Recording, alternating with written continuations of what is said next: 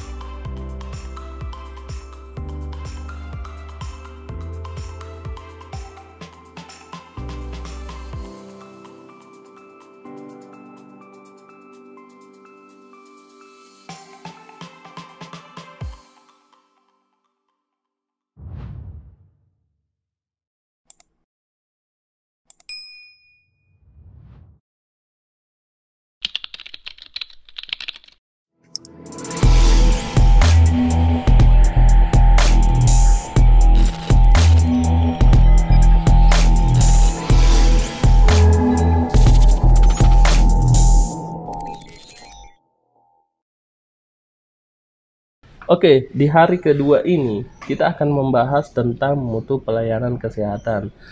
Jadi lanjutan dari hari pertama, yaitu pengertian dari mutu. Jadi teman-teman yang belum menonton dari video pertama saya atau pembahasan pertama tentang 30 hari kupas tuntas akreditasi, silahkan dicek di pojok kanan atas ini ya. Ya, bagi teman-teman yang baru bergabung di channel ini, silahkan di subscribe dulu dan jangan lupa nyalakan lonceng notifikasinya agar kalian tidak ketinggalan video terbaru di channel ini. Dan mudah-mudahan channel ini bisa bermanfaat bagi kalian sekalian ya, karena jika tidak bermanfaat ya, itu akan membuat saya bersedih ya. Jika memang teman-teman ingin lebih paham atau ingin merequest materi tentang akreditasi, silahkan dikirim di email yang ada di bawah ini. Oke, kalau sudah ya, kita lanjut pembahasannya ya. Mutu pelayanan kesehatan, mungkin teman-teman sudah mendengar ya. Mungkin juga ada teman-teman yang sudah tahu apa sih mutu pelayanan kesehatan itu. Jadi pengertian tentang pelayanan kesehatan dapat memiliki definisi yang berbeda-beda lagi ya. Seperti video sebelumnya ya. Sebenarnya tidak baku ya.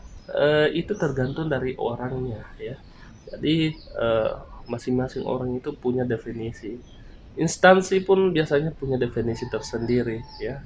Biasanya di definisi operasional itu ada definisi yang berbeda-beda antara instansi satu dengan instansi lain. Contohnya ya. Jadi di sini berdasarkan Permenkes nomor 43 tahun 2019 tentang Puskesmas menjelaskan bahwa pelayanan kesehatan adalah upaya yang diberikan oleh Puskesmas kepada masyarakat, mencakup perencanaan, pelaksanaan, dan evaluasi, pencatatan, dan pelaporan yang dituangkan dalam suatu sistem. Nah, itu menurut Permenkes nomor 43. Nah, sedangkan menurut Sukijo Notoatmojo, ya yang belum tahu Bapak Sukijo silahkan dicek di di Google ya. Di situ ada lengkap profilnya. Ya. Jadi Sukijo Notoatmojo berpendapat bahwa pelayanan kesehatan ialah sebuah bentuk dari pola pelayanan yang tujuan pokoknya adalah pelayanan, menghindari dan pengembangan kesehatan yang mempunyai tujuan yakni masyarakat ya.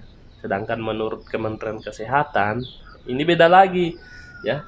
Pengertian pelayanan kesehatan adalah usaha yang melangsungkan individu atau berbarengan dalam komposisi untuk menghindari dan mengembangkan kesehatan, menjaga serta mengobati penyakit, dan juga mengobati kesehatan setiap masyarakat ya. Jadi itu pengertiannya teman-teman. Kemudian apa sih fungsi pelayanan kesehatan itu ya? Jadi bisa kita pahami ya bahwa pelayanan kesehatan itu memiliki bentuk sarana atau fasilitas pelayanan yang berbeda-beda ya. Ada yang rumah sakit, ada rumah sakit umum ya, ada rumah sakit khusus, klinik, dan puskesmas. Itu masing-masing punya fungsi yang berbeda-beda, teman-teman. Ya, di sini kita akan bahas tentang fungsi puskesmas, tapi kita harus tahu dulu apa sih fungsi dari rumah sakit, ya. Rumah sakit sebagaimana disebutkan tadi dalam Undang-Undang Nomor 44 Tahun 2009 tentang rumah sakit, disebutkan bahwa rumah sakit memiliki 4 fungsi utama, yaitu yang pertama sebagai penyelenggaraan pelayanan, pengobatan, dan pemulihan kesehatan. Yang kedua, pemeliharaan dan peningkatan kesehatan perorangan melalui pelayanan kesehatan yang paripurna. Yang ketiga, penyelenggaraan pendidikan dan pelatihan sumber daya manusia dalam rangka peningkatan kemampuan dalam pemberian pelayanan kesehatan. Dan yang terakhir, yang keempat adalah penyelenggaraan penelitian dan pengembangan serta penapisan teknologi bidang kesehatan. Nah, itu adalah fungsi dari rumah sakit menurut regulasi yang saya sebutkan tadi. Kemudian fungsi didirikannya puskesmas apa sih? Ya, dijelaskan pada pasal 5 Permenkes nomor 43 tahun 2019 tentang puskesmas, yaitu ya silahkan dibuka Permenkesnya, teman-teman, ya. Yaitu puskesmas itu memiliki fungsi yang pertama, penyelenggaraan upaya kesehatan masyarakat tingkat pertama di wilayah kerjanya. Dan yang kedua adalah penyelenggaraan upaya kesehatan perseorangan atau UKP tingkat pertama di wilayah kerjanya. Jadi itu adalah fungsi dari puskesmas. Kenapa dikatakan bahwa yang dijadikan fungsi yang pertama itu adalah upaya kesehatan masyarakat? Karena pada dasarnya puskesmas itu berbeda dengan rumah sakit, teman-teman. Puskesmas itu tempatnya orang sehat, ya. Jadi bagaimana masyarakat itu bisa sehat melalui puskesmas ini? Namanya juga puskesmas, ya. Pusat kesehatan masyarakat, bukan pusat orang sakit, ya.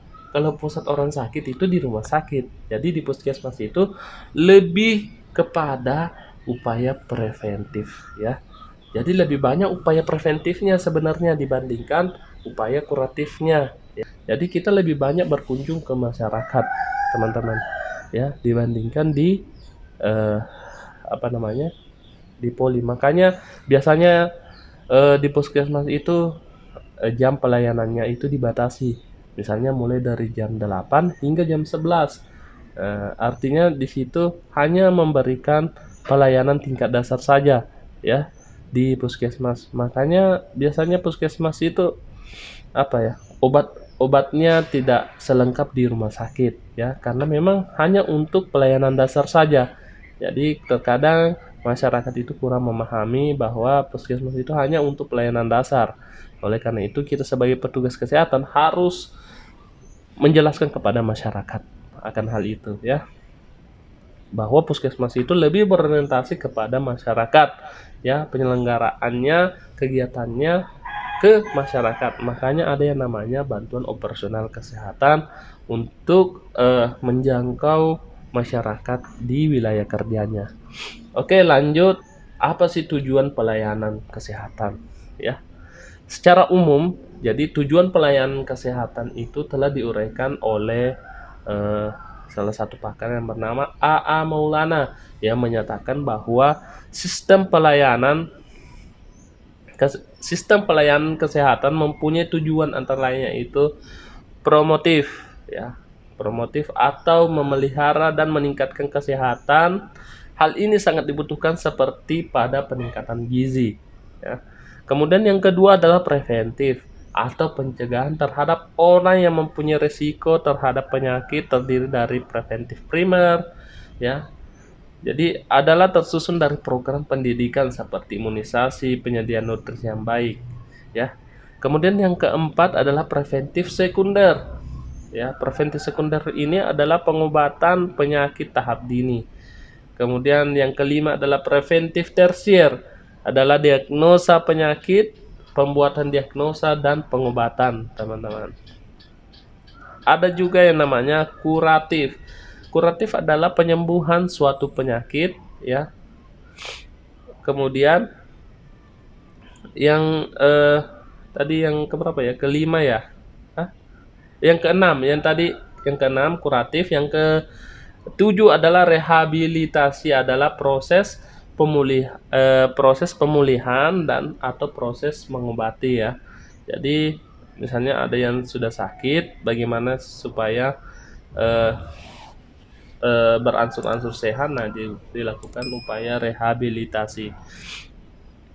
Sedangkan berdasarkan pasal 2 Permenkes nomor 43 tahun 2019 tentang apa ya? Disebutkan bahwa puskesmas eh, merupakan disebutkan bahwa pembangunan kesehatan yang diselenggarakan di puskesmas itu bertujuan untuk mewujudkan wilayah kerja puskesmas yang sehat dengan masyarakat yang memiliki perilaku yang sehat, meliputi kesadaran, kemauan, dan kemampuan hidup sehat.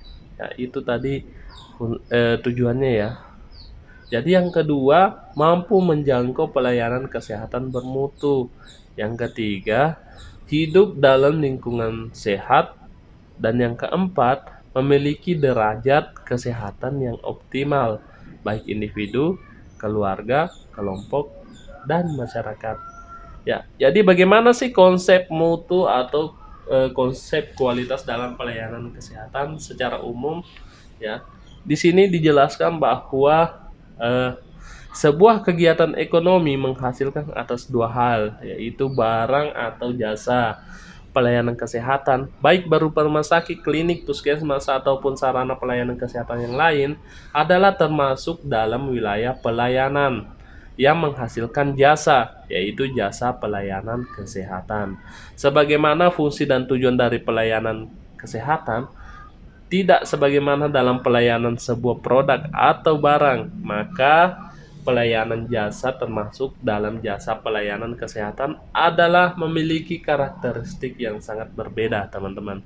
Pelayanan yang menghasilkan sebuah produk atau suatu barang, jelas sekali bahwa kepuasan seseorang pengguna barang tersebut sangat dipengaruhi oleh karakteristik keunggulan dari barang tersebut. Bahkan dengan kata lain, bahwa pengguna barang tidak peduli dengan bagaimana barang tersebut dibuat, bagaimana keadaan saat dibuat, dan bagaimana membuatnya, dan lain-lain sebagainya. Istilah dalam bahasa Indonesia, jasa atau layanan atau service, terkadang masih dipertukarkan dan dianggap memiliki arti yang sama. Padahal pelayanan jasa atau servis termasuk dalam pelayanan kesehatan, sebagaimana kasus ilustrasi sebelumnya bahwa si Anton yang datang di UGD, sebuah puskesmas, untuk mendapatkan pelayanan perawatan dan penjahitan luka akibat terjatuh dari sepeda atau dari kendaraannya, menilai apakah pelayanan yang di puskesmas tersebut memuaskan atau tidak, ya. Jadi elemen operasi jasa service operation yang banyak sekali di UGD, mulai dari pintu masuk sampai kepada pendukungnya, harus dapat menjadi elemen yang tangible ya, elemen yang tangible, yang terwujud dengan baik, karena pada dasarnya pelayanan kesehatan adalah berupa pelayanan yang bersifat intangible. Jadi desain ruangan UGD, kebersihan ruangan UGD, penataan dan kebersihan peralatan saat dilakukan tindakan, sebagaimana tampilan petugas dan lain-lain sebagai operasi jasa atau service operation di UGD. Jadi ini sangat berpengaruh membentuk persepsi kepuasan, dan elemen-elemen tersebut harus dikelola dengan baik oleh fasilitas pelayanan kesehatan. Oke, jadi itu teman-teman pembahasan di hari kedua tentang 30 hari kupas tuntas akreditasi puskesmas ya. Bagi kalian yang suka dengan video seperti ini, silahkan di like, dan jika kalian tidak suka dengan video seperti ini, silahkan dislike dan tinggalkan jejak digital kalian di kolom komentar agar menjadi masukan buat saya memperbaiki kualitas video atau memperbaiki kualitas konten saya yang akan datang. Oke, terima kasih telah menonton video ini. Jika ini bermanfaat, silahkan dibagikan ke teman-teman kalian. Dan Sekali lagi saya ucapkan salam sehat.